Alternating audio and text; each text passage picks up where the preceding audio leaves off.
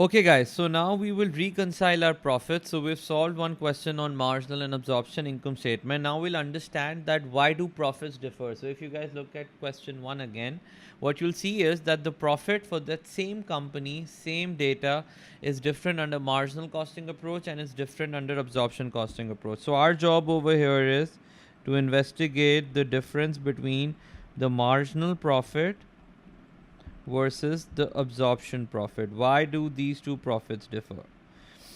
All right, so our answer or the difference lies in inventory valuation. So we can say that you can attribute the difference in profit to inventory valuation. That is, how is inventory valued under marginal costing versus how is inventory valued under absorption costing. All right, so let me write this down again. If you remember, the marginal cost of a unit, the marginal cost of a unit was made up of variable manufacturing costs, that is direct material, direct labor, direct expense, and variable production overhead. All right, that's the marginal cost of a unit. Whereas the absorption cost of a unit differed by the marginal cost by one component. It was the marginal cost plus fixed production overhead. That's one additional cost that is included under absorption costing, which is not included under marginal costing. So I can say that the difference in inventory valuation between marginal and absorption costing will be between the fixed production overhead. So absorption inventory should always be greater than marginal inventory, and the difference should be between fixed production overhead. So I can say that the absorption inventory at any point will be greater than the marginal inventory, and this difference is due to the fixed production overhead. Now, what impact does this create on the profit? So we can say this, that higher the closing inventory, higher the profit. So if your closing inventory is higher, it will also increase your profits, and the reason is you can subtract a bigger portion from the cost, so the cost of goods sold should go down and your profit should increase. So higher the closing inventory, higher the profit. You can also say closing inventory has a direct relationship with profit, but higher the opening inventory, lower the profit. So opening inventory will have an inverse impact on profit, and the reason is that when a higher cost inventory is included in your cost of production, that will also include your cost of production to increase, but it will also decrease your profits. All right, so that's the relationship of closing inventory with profit and the relationship of opening inventory with profit. Quick pause. If you're finding value in this explanation, there's so much more to discover.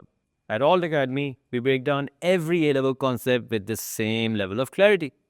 Now, let's continue. So what we can understand using this is that if your closing inventory is higher, your profit will be higher, but if your opening inventory is higher, your profit will be lower. Now, using this analysis, now let's reconcile the profit for marginal and absorption costing. I will reconcile it for question 1 only, and we'll draw a simple statement. Okay, so we'll draw a reconciliation statement looking something like this. We're doing this for the year 2006. I'll go back to the answers, but before that, please draw a statement. You can write the marginal profit. We'll start off with the marginal profit. We will add the difference in closing inventory, because remember, higher the closing inventory, higher the profit. So absorption profit should be higher by the additional amount of closing inventory, and less difference in opening inventory, because opening inventory would reduce your profit. So remember, absorption opening inventory will also be greater.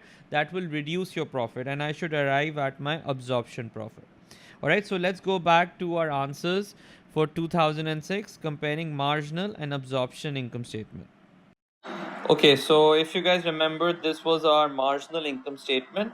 Our profit for 2006 was 14,000. I want you guys to know this number.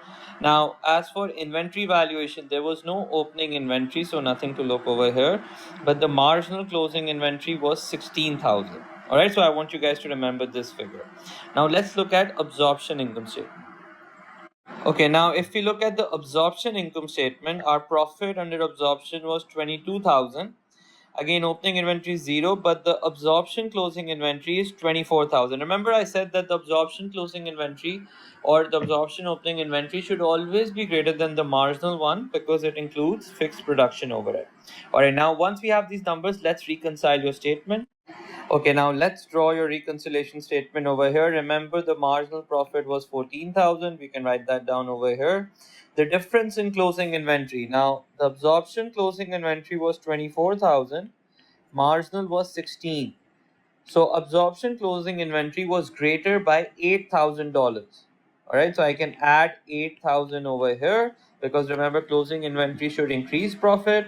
The difference in opening inventory is 0 because there is no opening inventory. So if you guys see, you will arrive at your absorption profit, that is 22,000. So what you can say is the difference between the marginal profit and the absorption profit is this closing inventory figure, because absorption closing inventory includes the fixed production overhead which was not included in your marginal closing inventory. You guys can also look at this 8,000 number as 4 was your fixed production overhead per unit multiplied by 2,000 units were there in your closing inventory. So you will arrive at $8,000. So that's how you reconcile your profits. I would also ask you guys to reconcile the profits for 2007 similarly, and you should arrive at the absorption profit. Our complete A levels accounting course is waiting for you on our website. In addition to accounting, you can also find business, economics, maths, and 4 other full A level offerings. So thousands of students who've already unlocked their potential. Visit all to get me right now.